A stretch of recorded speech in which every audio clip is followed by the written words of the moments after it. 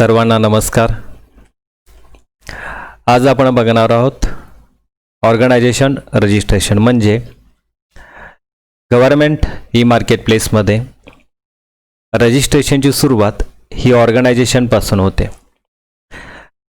Primary user यांचं registration करण्यापूर्वी आपल्या कार्यालयाचं या वेबसाईटवर रजिस्ट्रेशन करणं आवश्यक आहे। परंतु रजिस्ट्रेशन करण्यापूर्वी काही महत्त्वाच्या सूचना आहेत, त्या कृपया शांतपणे ऐका कारण त्या अति महत्त्वाच्या आहेत। खरं तर ही सूचनाच अशी नाही, मी अजून परत एकदा विनंती करेन की यूट्यूबच्या माध्यमातून ही जी तुमच्यापर्यंत मी माहिती पोहोचवत आहे यातला कृपया एक शब्दही सुटू देऊ नका, कारण या माध्यमातून तुम्हाला फक्त मी या ठिकाणी क्लिक करा, त्या ठिकाणी क्लिक करा, इथं क्लिक करा, तिथं क्लिक करा एवढंच नाही शिकवत। त्याच्या पलीकडे जाऊन ते क्लिक करताना काय नियम पाळावा लागेल, काय जबाबदारी असेल, कायदा काय असेल, त्या क्लिकचे परिणाम काय असतील, कोणती घटना कशासाठी आहे, सगळं विश्लेषण केलेलं आहे। म्हणजे सुविधा मिळाली म्हणून ती वापरायची का, की ती वापरत असताना त्याची काळजी घ्यायची, कायदे पाळायचे, हा एक प्रश्न खूप महत्त्वाचा आहे। त्यामुळे कृपया हीच असं नाही तर सर्वच माहिती शांतपणे पूर्ण ऐका, बरेच प्रश्न सुटतील, बऱ्याच प्रक्रिया समजतील। ऑर्गनायझेशन रजिस्ट्रेशन करताना प्रत्येकानं एक गोष्ट करणं आवश्यक आहे, ती म्हणजे की ऑर्गनायझेशन रजिस्टर करणं हे सर्वांसाठी आवश्यक आहे का, तर याचं उत्तर आहे नाही। हो, याचं उत्तर आहे नाही। असं का म्हटलं, तर ऑर्गनायझेशन रजिस्टर करण्यापूर्वी आपल्याला एक गोष्ट लक्षात घेणं आवश्यक आहे की आपण प्रायमरी यूजर आहोत की आपण सेकंडरी यूजर आहोत। कारण तुम्ही जर सेकंडरी यूजर असाल तर तुम्ही ऑर्गनायझेशन नाही, तुम्ही डिव्हिजन आहात, आणि जर तुम्ही प्रायमरी यूजर असाल तर तुम्ही ऑर्गनायझेशन असाल। कारण यापूर्वी जी माहिती मी दिली, म्हणजे आपण बऱ्याच प्रशिक्षणाच्या माध्यमातून पण हे शिकलो, बऱ्याचदा फोनवरून पण ही चर्चा आपण केलेली आहे, या यूट्यूबमध्ये पण याचा क्रम कसा असतो याची माहिती पण मी सादर केलेली आहे। परंतु तरी परत एकदा मी विश्लेषण करेन। GM पोर्टलमध्ये पहिल्यांदा ऑर्गनायझेशन रजिस्टर होते, त्यानंतर प्रायमरी यूजर यांचं रजिस्ट्रेशन होतं, त्यानंतर डिव्हिजन क्रिएट करावी लागते, आणि त्यानंतर प्रत्येक डिव्हिजन अंतर्गत असलेले बायर, कन्साइन आणि PO रजिस्टर करावे लागतात। हा सरळ साधा सोपा क्रम आहे। तुम्ही जर बायर असाल तर कृपया तुम्ही ऑर्गनायझेशन रजिस्टर नका करू, पण तुम्ही जर प्रायमरी असाल तर तुम्हाला ऑर्गनायझेशन रजिस्टर करणं आवश्यक आहे। आता बऱ्याच जणांनी काय गडबड केली, म्हणजे असा मी टीका नाही करत पण वस्तुस्थिती सांगेन की काहींनी GM पोर्टलवर असणाऱ्या साइन अप पर्यायाचा वापर करून बायर यांचं रजिस्ट्रेशन करण्याचा प्रयत्न केला। खरं तर तो चूक नव्हता, कारण ती फसवणूक, आपल्याला थोडंसं कन्फ्युजन होतं तिथं, म्हणजे काही शब्द वाचल्यानंतर आपले कन्फ्युजन नक्कीच होतं, त्यामुळं ते झालेलं आहे। ते दुरुस्त कसं करायचं सांगेन मी, आणि ही चूक नक्की कुठं झाली हे पण सांगेन मी। तर कृपया ऑर्गनायझेशन रजिस्ट्रेशन करण्यापूर्वी तुम्ही तुमच्या कार्यालयाशी, तुमच्या वरिष्ठांशी चर्चा करून हे निश्चित करा की तुम्ही सेकंडरी आहात की तुम्ही प्रायमरी आहात, तुम्ही डिव्हिजन आहात की तुम्ही ऑर्गनायझेशन आहात, आणि मगच तुम्ही ऑर्गनायझेशन रजिस्टर करा। मी ही संपूर्ण माहिती ऑनलाईनच्या माध्यमातून सांगेन, म्हणजे याचा प्रत्यक्ष डेमो देईन मी आत्ता, पण तत्पूर्वी एक विनंती असेल, कृपया ही माहिती खरंच उपयुक्त असेल, तुम्हाला आणि इतरांना याचा उपयोग होत असेल तर हे चॅनल सबस्क्राईब करा, बेल आयकन प्रेस करून नोटिफिकेशन ऑन करा, लाईक करा, आणि आपल्यासोबत या माहितीचा लाभ इतरांना होण्यासाठी ही माहिती इतरांच्यापर्यंत शेअर करा।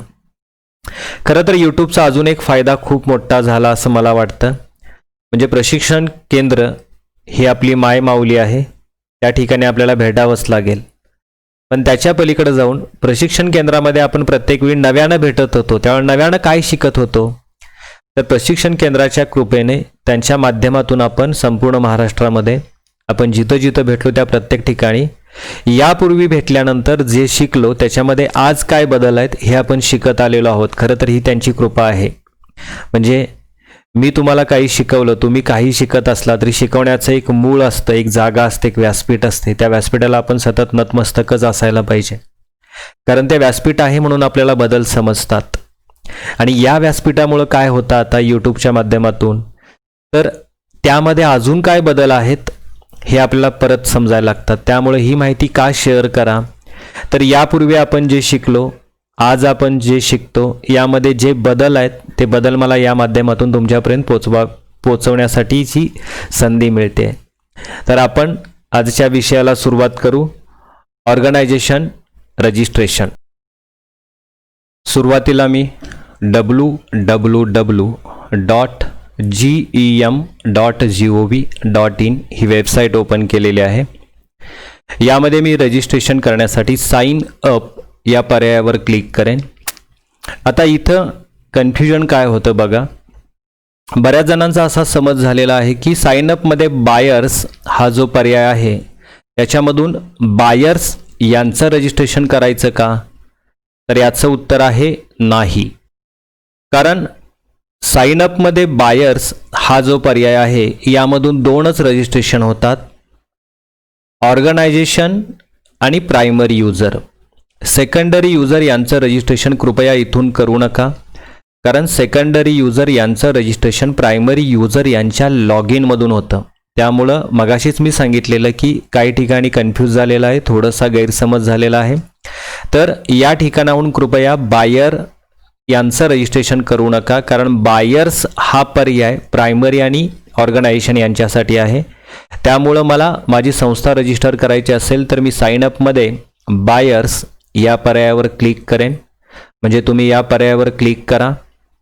यानंतर या ठिकाणी टर्म्स अँड कंडिशनचा एक विंडो ओपन होईल. तर या टर्म्स अँड कंडिशनमध्ये रिव्ह्यू टर्म्स अँड कंडिशन या पर्यायावर क्लिक करा. या पर्यायावर क्लिक केल्यानंतर आपल्यासमोर दोन टॅब ओपन होतील. टॅब नंबर 1 हा ओरिजिनल टॅब आहे, जिथून आपण रिव्ह्यू टर्म्स अँड कंडिशन केलं, आणि टॅब नंबर 2 हा 2 नंबरचा टॅब आहे ज्याच्यामध्ये कंडिशन ओपन झालेले आहेत. यामधला हा जो 2 नंबरचा टॅब आहे तो कंडिशन वाचून तुम्ही बंद केला तरी चालेल. यानंतर हा जो टॅब आहे याच्यामध्ये मी या ज्या नियम अटी आहेत या मान्य असल्याचं सांगण्यासाठी या बॉक्समध्ये मी क्लिक करून या कंडिशन मी मान्य करेन. क्लिक केल्यानंतर या ठिकाणी मला आधार नंबर आणि आधार लिंक मोबाईल नंबर विचारलेला आहे. यामध्ये मी माझे जे कार्यालय प्रमुख आहेत ज्यांचा आधार नंबर देऊन मला माझा ऑर्गनायझेशन रजिस्टर करायचं आहे त्यांचा मी आधार नंबर आणि आधार लिंक मोबाईल नंबर देऊन हे आधार मी व्हेरीफाय करेन. तुमचा आधार नंबर आणि मोबाईल नंबर हा लिंक नसेल तर ही प्रक्रिया होणार नाही. त्यासाठी या दोन गोष्टी लिंक असणं आवश्यक आहे. आधार व्हेरीफाय केल्यानंतर एंटर OTP या ठिकाणी तुमच्या आधार लिंक मोबाईलवर आलेला OTP टाईप करा प्लीज, आणि हा OTP देऊन व्हेरीफाय या पर्यायावर क्लिक करा. यानंतर आपल्याला आधार व्हेरिफिकेशनची या ठिकाणी सूचना येईल, आधार व्हेरिफिकेशन सक्सेसफुल. आता या ज्या डिटेल्स आहेत याच्या खाली या आधार व्हेरिफिकेशनच्या डिटेल्स आलेल्या आहेत. तुम्ही तुमच्या डिटेल्स तपासून ऑर्गनायझेशन रजिस्टर करण्यासाठी या ठिकाणी जी दिलेली सूचना आहे या सूचनेमध्ये क्लिक हिअर या पर्यायावर क्लिक करा. परंतु या पर्यायावर क्लिक करण्यापूर्वी तुमची ऑर्गनायझेशन यापूर्वी कुणी रजिस्टर केलेली आहे का हे एकदा कृपया तपासा. ते कसं तपासायचं आहे तर इथंच ते तपासता येतं. या ठिकाणी मी ऑर्गनायझेशन टाईप सिलेक्ट करेन, म्हणजे तुम्ही कोणत्या प्रकारच्या ऑर्गनायझेशनमध्ये काम करता. तर मी राज्य शासकीय व्यवस्थेमध्ये काम करतो तर मी स्टेट गव्हर्नमेंट हा टाईप निवडेन. यानंतर राज्य निवडा, स्वाभाविकच मी माझं राज्य महाराष्ट्र निवडेन. यानंतर डिपार्टमेंट, मला ज्या डिपार्टमेंट अंतर्गत हे रजिस्ट्रेशन करायचं आहे, म्हणजे माझं कार्यालय ज्या डिपार्टमेंट अंतर्गत आहे ते डिपार्टमेंट मी सिलेक्ट करेन. या ठिकाणी मी डिपार्टमेंट घेतलं रूरल डेव्हलपमेंट अँड पंचायत राज. यानंतर ऑर्गनायझेशन या पर्यायामध्ये जाऊन इथं जी लिस्ट दिसते इथं तुम्ही तुमच्या कार्यालयाचं नाव रजिस्टर आहे का याची खात्री करा. ही अल्फाबेटिकली नावं आहेत तर प्लीज ती खात्री करा. जर या लिस्टमध्ये तुमच्या कार्यालयाचं नाव नसेल तर मात्र तुम्हाला क्लिक हिअर या पर्यायाला क्लिक करून नवीन ऑर्गनायझेशन रजिस्टर करावी लागेल. आता या ठिकाणी माझं कार्यालय रजिस्टर नाही तर मी या ठिकाणी क्लिक नाही करणार, कारण मला पुढं जाताच येत नाही. तर मी नवीन ऑर्गनायझेशन रजिस्टर करण्यासाठी क्लिक हिअर या पर्यायाला क्लिक करेन.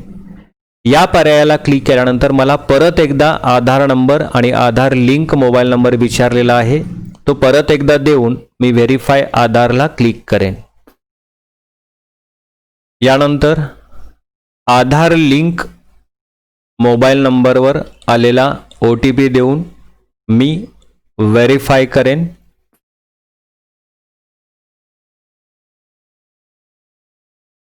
आधार व्हेरीफाय झाल्यानंतर मला माझ्या ऑर्गनायझेशनची रजिस्ट्रेशनची प्रक्रिया सुरू करायची आहे, म्हणजे मला माझी ऑर्गनायझेशन नव्यानं रजिस्टर करायची आहे.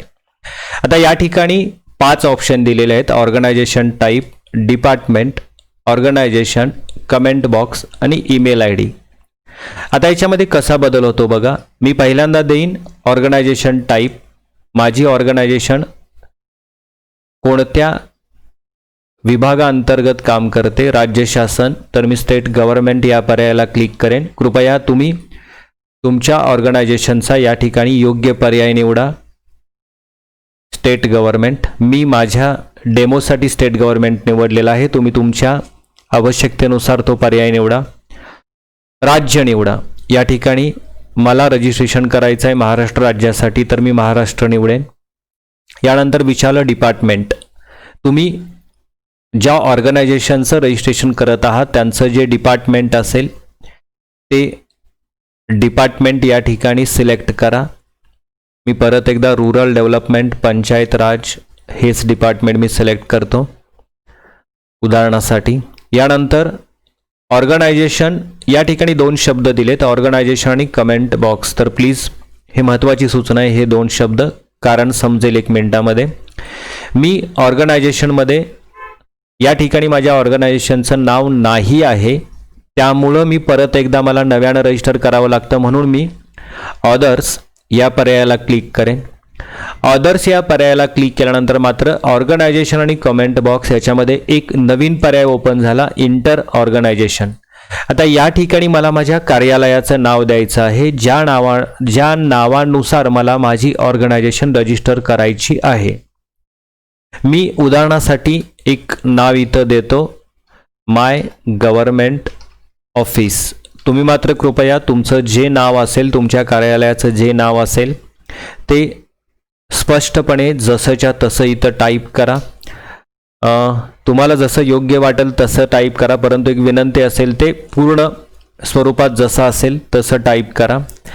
यानंतर कमेंट बॉक्समध्ये तुम्हाला कमेंट टाकायची आहे. तुम्ही हेच नाव इथं टाईप करू शकता किंवा मी या ठिकाणी रिक्वेस्ट टाकेन, please register my organisation. Okay, मी ही रिक्वेस्ट टाकली, मला माझी ऑर्गनायझेशन रजिस्ट्रेशन करून मिळावी असं लिहिलात तरी चालेल.